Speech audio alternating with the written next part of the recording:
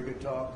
We spoke at 8 o'clock in the morning hour time, and it was a very productive talk. I mean, we have a few very thorny issues, as you can imagine.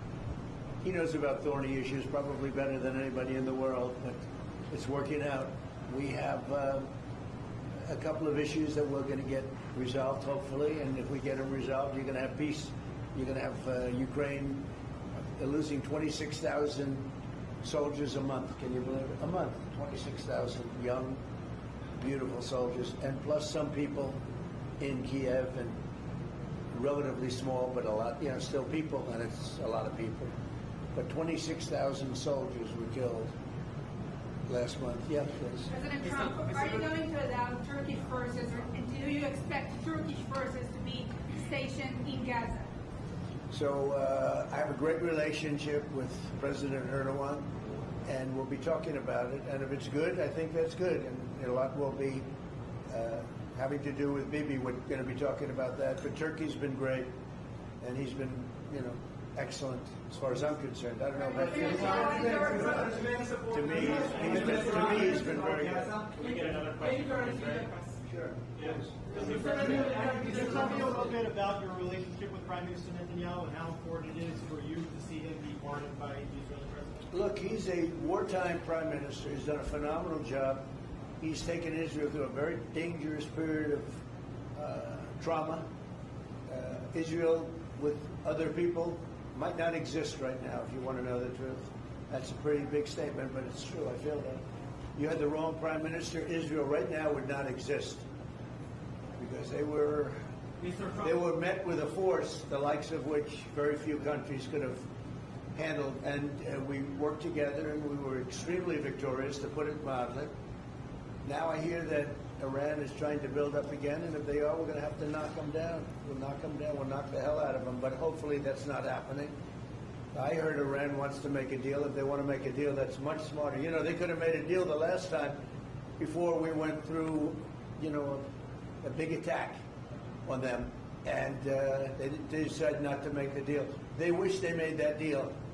So I think, again, they should make a deal. They want to make a deal, but sometimes that doesn't happen. Yeah, please. Mr. Trump, WMLK 24 News Israel. Would you support the overthrow of the Iranian regime? Who? Iranian regime. I'm not going to talk about overthrow of a regime. They've got a lot of problems in Iran. They have tremendous inflation. Their economy is bust. Their economy is no good.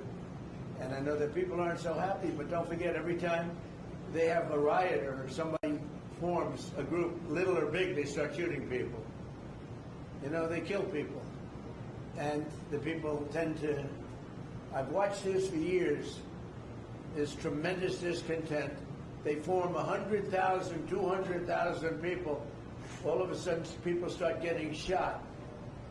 And that group disbands pretty quickly. So I've watched it for years. They're vicious people. Yeah. Mr. President, we have to one news. Will you support an attack, Israeli attack on Iran, if Iran will not have a deal? If Iran will continue with their ballistic missiles and also nuclear weapons? If they will continue with the missiles, yes. The nuclear, fast. Okay? One will be yes, absolutely. The other was, we'll do it immediately.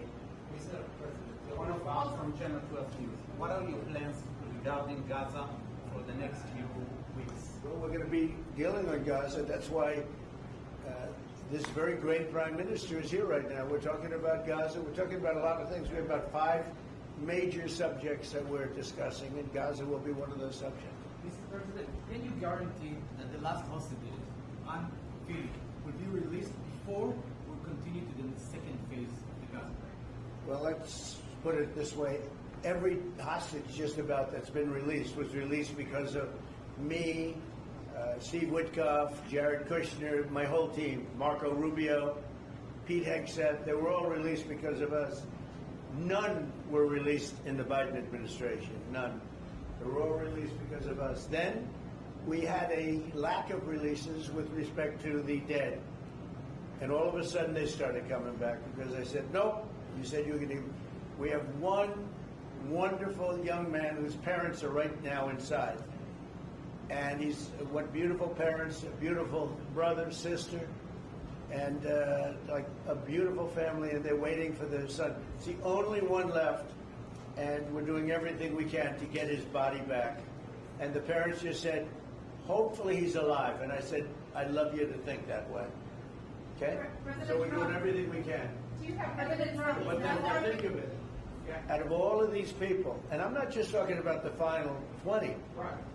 Look at all of the people. What do you think the total number is? 255. 255. 254 came out. One more. Think of that. And we got them all. President Trump, Nobody else got them.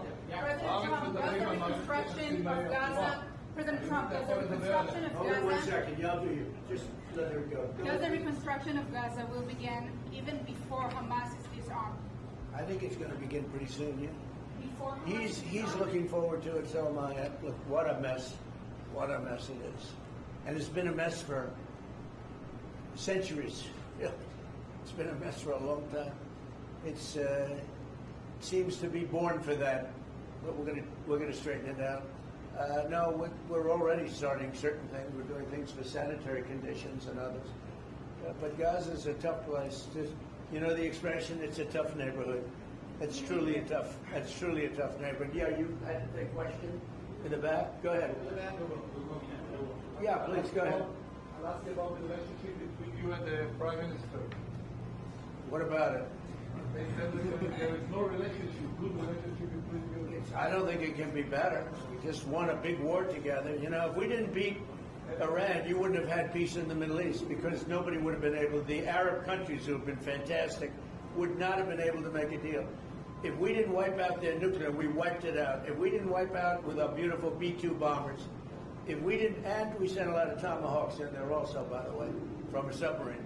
And what about the embargo that the President of Israel needs to give the Prime Minister? A pardon? The pardon. I think you will. How do you not? He's a wartime prime minister who's a hero. How do you not give a pardon? You know, I think it's a very hard thing not to do it.